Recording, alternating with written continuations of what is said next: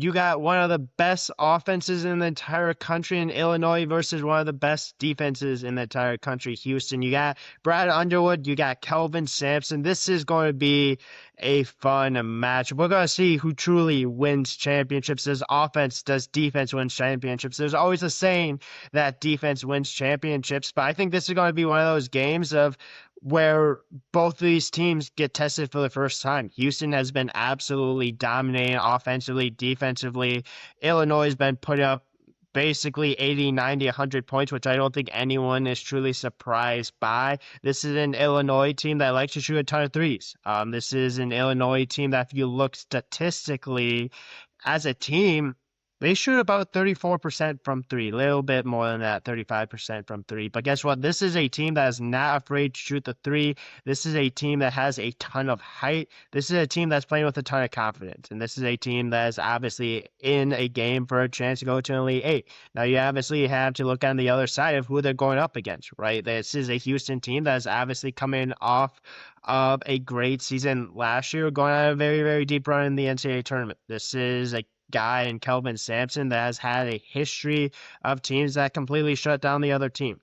This is a game that truly, I think it really depends on the way that the scoring goes. And currently, Houston is a 3.5 point favorite.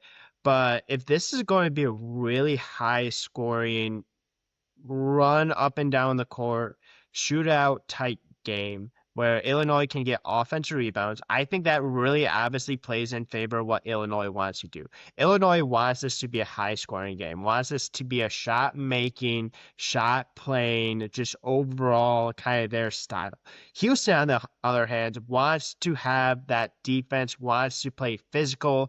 Houston can still hit shots, though. That's the one thing about Houston is they can still shoot from three as well. This is a Houston team that likes to play physical. This is a Houston team that likes to play defense. This is a Houston team that likes to muck it up a little bit. That's why I think this matchup is so exciting, so entertaining, is because you really truly have kind of two separate teams. You have two teams that kind of play two different styles. You have coaches that kind of approach things differently. Obviously, Kelvin Sampson has used a portal before, but also Brad Underwood likes to go and get guys from international waters. I think this is going to be a matchup that if you're Illinois, it's one of the first times where you can really prove that, hey, you know what, we need to take that next step, right? Because you really imagine, obviously, the last matchup against UConn, right? Where they got absolutely ran out last time they were far into the tournament.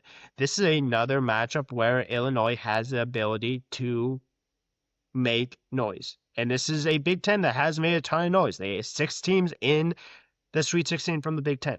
These Big Ten teams are really good. This is an Illinois offense, especially with Kean Weidler, that has shown the ability to run any team out of the building.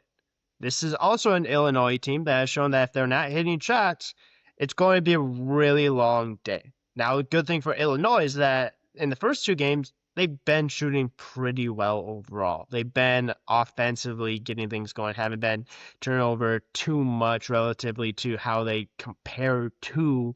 But this is an Illinois team that needs to come ready to play. And they need to be able to hit the shots when they have the shots open, because this is a Houston team defensively that does not give up a ton of shots. This is a Houston team that offensively is like Ben Fleming. He's a guy that has been a huge impact for them offensively. This is also a Houston team that has guys with experience, right? And I think really having guys with experience is going to obviously be key kind of towards the end of this NCAA tournament. You have a guy in Emmanuel Sharp who has been one of the most experienced guys for this Houston team. Against Texas A&M had 18 points, and against Idaho has 16 points. Emmanuel Sharp has been averaging 15 points per game, and he's shooting about 37% from three. This is a Houston team and an Illinois team that shoots about the same percentage from three. Now, the only difference is that Houston has a guy in Joseph Tugler that is just completely dominant down low, a guy that likes to block a lot of shots. Now, Illinois has a ton of size down low as well. It's a Ivisic brothers, right? Like there's some really kind of back and forth where both these teams truly kind of line up with each other pretty well, but also at the same point, if you have both of these teams, if you look at both of these teams' overall body of work, you trust Houston a little bit more, especially on the defensive side of the ball. Houston is really good defensively. Illinois has had moments where they've been good, but Illinois is going to be relying on that offense. It's going to be relying on the shooting. It's going to be relying on offense rebounding. And Houston has been very good at not allowing a lot of offense rebounds. And it starts with Tugler down low. I think it's going to be a really fun matchup.